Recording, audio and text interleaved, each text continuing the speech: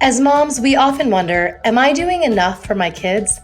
I'm here to tell you, you are super mama. That's because we have an undeniable superpower, our intuition, and it never steers us wrong. I call it our mom sense. Hi, I'm Kanika Chadda Gupta, and I'm the host of That's Total Mom Sense. I'm a journalist, entrepreneur, wife, and mom of 3, twins plus 1. Now, if I had $1 every time I heard, gee, you have your hands full. On my podcast, I interview influential moms from various industries and cover topics that all first-time parents grapple with, from getting your baby to sleep to screen time allowance, your new normal in your marriage, and how to dedicate time to yourself. Learn and laugh along with That's Total Mom Sense. This episode has been sponsored by Podcorn. I launched That's Total Mom Sense on Mother's Day in 2019 and have been fortunate to have built a loyal following of mom and dad listeners since then.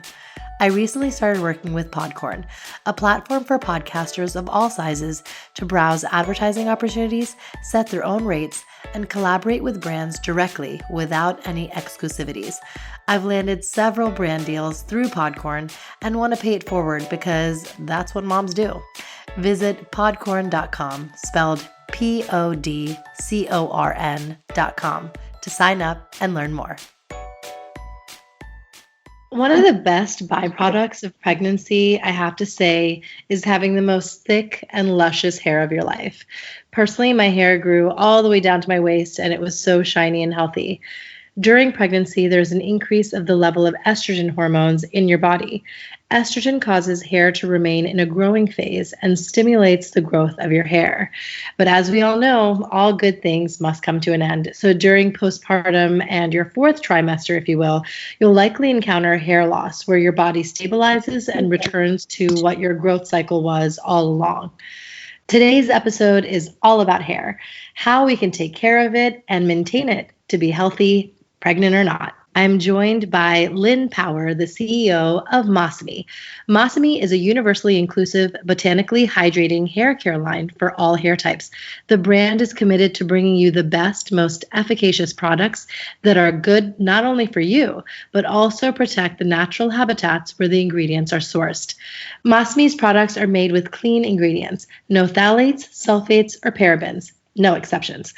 Lynn Power is a longtime ad agency executive with a love for beauty. She's been fortunate to work on many iconic brands, including the Gillette Venus's global marketing launch, Clinique, L'Oreal, Nexus, Vichy, La Roche-Posay, and St. Ives.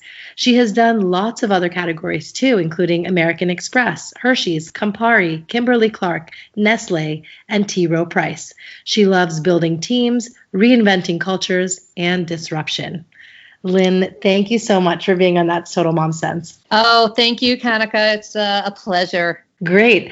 Okay, so tell us a little bit about your background. It's, you had such an illustrious career in the ad agency. Well, yeah, I spent 30 years in the creative agency world. I was most recently the CEO of J. Walter Thompson, New York, and it was a tough situation for a while. And I just found that I really wasn't doing what I loved anymore. I was spending a lot of time dealing with finance and HR and things like that. Not that that's not wonderful for those of you in finance and HR, but I really wanted to get back to building brands, and this opportunity just was perfect to really build a brand I believe in. And what inspired you to enter the hair care industry? Well, I've worked on a lot of hair care in my career. I actually launched Gillette Series Hair Care for Men way back in the day. I don't even think that's still around. It's a category that I just feel like could use more innovation, and it's been a slower category to figure out clean.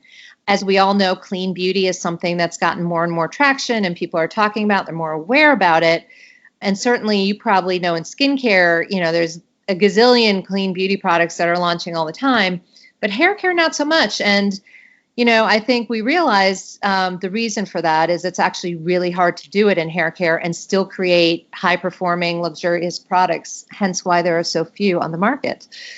So we wanted to be a real game changer and crack the code to do that. Well, before we dive into what clean beauty is, let's just talk about what is the cycle of hair.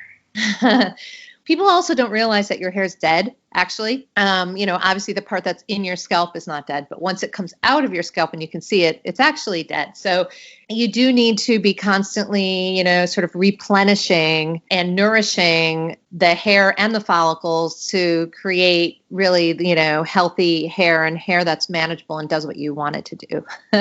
Yeah. And then do we all have kind of varying stages of the growth cycle? It's like it just kind of depends on you individually? Yeah, I mean, there's a lot of genetics involved as well, I think, which people don't always realize. And they do say that the bald gene tends to come, it's not like 100%, but tends to come from your mother's side, which I think is interesting.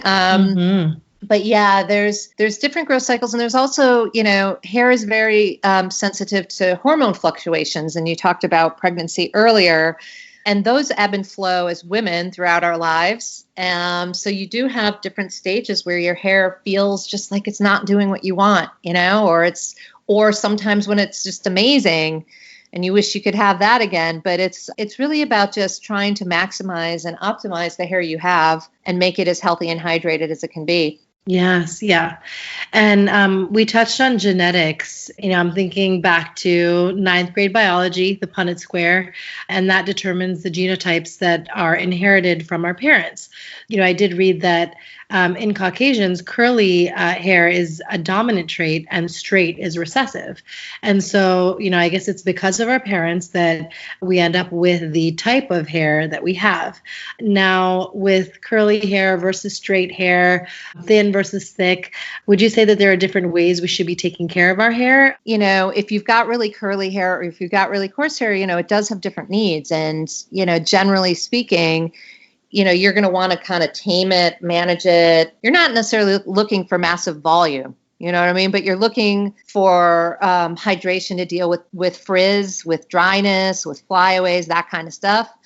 And obviously, if you've got really fine hair, most people I know with fine hair or colored hair, they're looking for volume or they're looking for something nourishing that's going to help with the color treated hair. But they're also wanting to get products that create a stronger hair follicle and hair health because you don't want breakage, especially if you've got like really fine straight hair because it's so noticeable. Mm-hmm. I think when we were doing our research, we found that the universal thing that everyone wants is hydration. It's the number one unmet need in the category.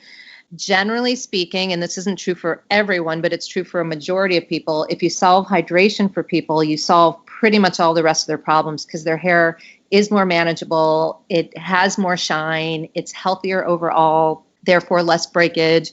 It's going to give you more volume and all the other things that you want. Yeah, that makes sense. What did you find that was perhaps like a secret ingredient that provides you with that hydration? Yeah, so our ingredient is called mekabu, and it's an ocean botanical that comes from Northeast Japan, and that's our secret to getting the hydration. And I think why it works so well is because it acts basically like a sponge, and we get it in powder form from Northeast Japan, and we put it in our products in powder form. So if you actually looked at our conditioner or our styling cream, you'd see little green specks. We do that because it's a higher level of active ingredient that just gives you a bigger hit of hydration, but without weighing your hair down, because that's sort of the downside when people think of like products that are super moisturizing. They think of heavy, thick, those types of conditioners that end up leaving, if you have hair like mine, which is already thin, your hair ends up looking limp and it sort of defeats the purpose. Mm-hmm. So we wanted to make sure that our products were still really lightweight, and the mekabu powder basically lets us do that. But that's the ingredient. You probably have never heard of it. It's part of the seaweed family, and it's grown in Japan. Very cool. I did want to ask you about heat and how so many of us rely on our heating tools to style our hair. So, we're blow drying often, curling irons, straightening irons. This is just something that we're always using. And is it just creating like irrevocable damage to our hair and the ends? I would love to say no, but actually I mean, it definitely is the number one issue in terms of like damaging your hair. Because if you think about it, you're frying it really to get it to conform and tame and do the things you want it to do. And this brings me to clean hair care and clean beauty. It has become such a trend these days, which is such a positive thing because when you think about it, for the past many decades, we've been, on the receiving end as consumers to all the marketing that's out there. It's like you have to have, a ton of different products, that are being like kind of sold to us where you need this shampoo, this conditioner, rinse, repeat. Like it's overwhelming. And more often than not, these products that are mainstream found in the drugstores are riddled with parabens and sulfates and, all the toxins we shouldn't be using, right? Yep. I mean, why do you believe that's the case? Are those, just cheaper to make? First of all, yeah, about 90% of products on the market, hair care products in the market in the US have that stuff in them. Sometimes you'll see a big brand come out with, a version that's their kind of natural version or clean version, but their main line is still their main line. What we did is actually my partner worked on the formulations for almost 10 years. So that just gives you a sense of, the rigor that you need to go through to find alternative ingredients that are naturally derived and EU compliant. EU is much stricter than the US in terms of standards and what it bans and what it allows. So we wanted to follow EU standards, which are kind of ahead of the curve. So to find those types of ingredients that are going to work, put them in the right combination, and then be able to still have really high-performing products is the trick. Yeah, absolutely. Could you tell us about the line of products you have? Yeah, so we launched with a shampoo, a conditioner, a styling cream, and a shine serum. We are in the process of, we're going to be doing a crowdfunding effort around a ceramic large-size refillable bottle. The reason we're doing crowdfunding is because it's really expensive to get that product made and in the market, but it's such a priority for us because we just don't like being a brand that contributes to the plastic issues. So we really want to try to get an alternative that's going to work, and there are not many on the market. Now, I have tried the brand. Thank you for allowing me to do so. I have to say, I love the scent. It's kind of minty, and it definitely feels fresh when you're using it. So, are these natural fragrances you've used? So yeah, the fragrance part can be tricky for a clean beauty brand, but in hair care, we felt it was really important because people want a fresh scent on their hair. So our fragrances are naturally derived and they're phthalate free, which many fragrances have phthalates in them. Mm-hmm. So that was important too, to try to make a fragrance that was going to be as clean as we can make it and still smell the way we want it to smell, right? Yeah, true. The other thing I noticed is that it doesn't have as much of a lather. And I think that that's something that we've been conditioned to expect because of the shampoos we've been using all our life, and they're so sudsy. So why is that? Yeah, so ours, we decided to make it a low foam formulation as opposed to a no foam. We still felt that it was important to have a little bit of a sudsing experience because exactly what you're saying, like people are just really accustomed to that. But the reality is, like, the suds is due to detergent and chemicals. So when you replace it, you really don't need a lot of suds. It's not actually cleaning your hair. It's more just about reinforcing a sensory experience for people. So hence why we decided to kind of go low suds. One of the positive side effects of doing that is you can use less product. I don't know if you've noticed that, but like you don't need to use a lot of product to get it through your hair and to get the results. Yeah, I did. And I have really long hair, like I mentioned. Since you're the expert and you and your team have done extensive research into hair care, I would love to know what your top tips are for us to take care of our hair. Yeah, sure. So I think there are a bunch of things you can do. I would start with number one, which is try to not use so many products because what tends to happen is I've had people tell me they use one product and then need to use another product to kind of like counterbalance that first product. And then we'll throw another product in to add like an extra shine or whatever.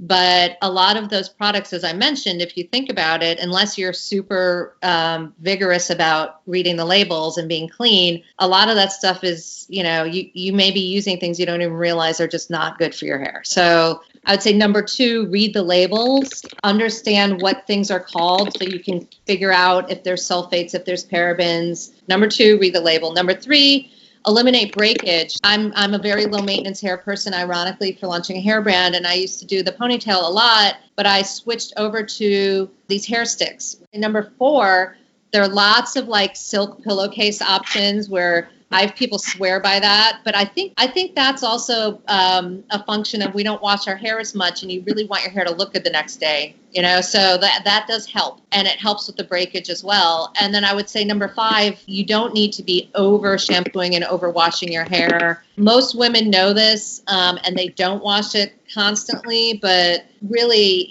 once or twice a week for most people, you can get away with that. And that's just better for you in general because you're not stripping your natural oils and things from your scalp and from your hair. Awesome. Thank you so much for sharing that with us. Yeah. So Lynn, you were very smart and strategic to assemble a powerful team.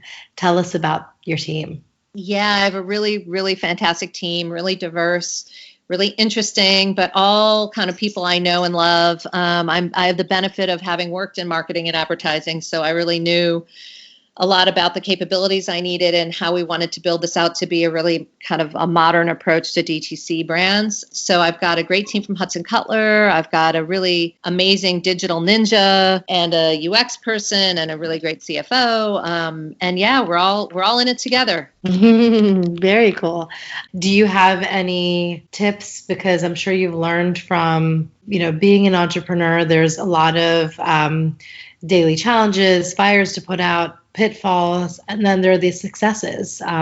So if you can share what yours were and how you learn from them. I would say on the challenges, I think there's a reality that there's always going to be something that goes wrong in your product development. Even though you think like, okay, I've covered up all my bases. Like we had an issue where our bottles were being shipped from Amsterdam and they literally missed the boat. That was an interesting call when we were like, yeah, we missed the boat. I'm like, you missed the boat. Wow. Mm-hmm. Now I know where that phrase comes from. So there's that kind of stuff that happens. But then I would say like one of the best things you can do to get momentum is just network like crazy, because you never know when somebody has a great idea or a partnership or something that makes sense for your brand. And I've had a lot of serendipity, even launching at Fashion Week this year. When we launched, was really because we had happened to connect with somebody who connected with somebody who was like, oh, your brand would be a perfect fit for this. And it just worked out, Mm-hmm. We are definitely leading with a PR and influencer strategy because I do think that's the name of the game these days, as opposed to making it kind of an afterthought. And we've got heavy digital acquisition. We've got heavy social. I mean, we are up on Instagram, Facebook, Twitter, Pinterest, YouTube. Our handle's the same. It's Love Masami Hair on all of them. But that's just the price of entry these days of what you have to do. Sure. Yeah. And it's great that you're going about it that way. I think it's, like you mentioned in your bio, you like disrupting the market, and you're doing exactly that. Yes, I hope so. I think we will see if it works. Yeah.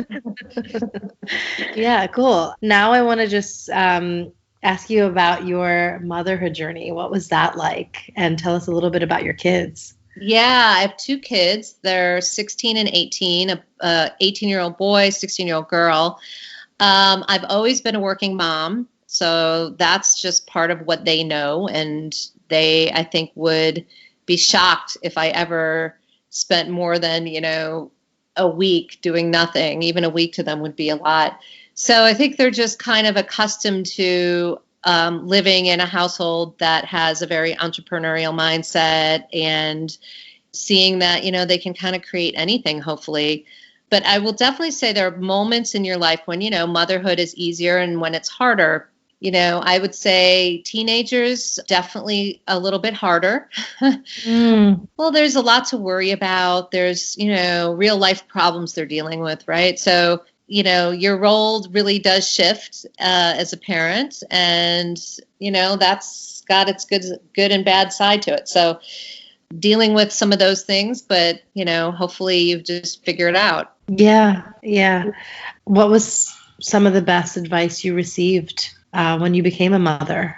I would say I had somebody tell me, just avoid the guilt trip, because when you're a working mom, it's so easy to feel guilty about, oh my God, I missed the reading day at my kids' elementary school, and they won't remember. You know what I mean? It's like you're doing it for your yeah, you're really doing it for yourself. You're not really doing it for them so much. And just, try to avoid the guilt trips that get in there, because they can be really challenging for you mentally as you're trying to juggle a lot. It's not healthy.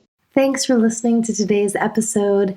If you are enjoying my podcast, please leave me a review wherever you listen. Apple Podcasts, Google, Stitcher, Anchor, and be sure to subscribe so you'll never miss an episode.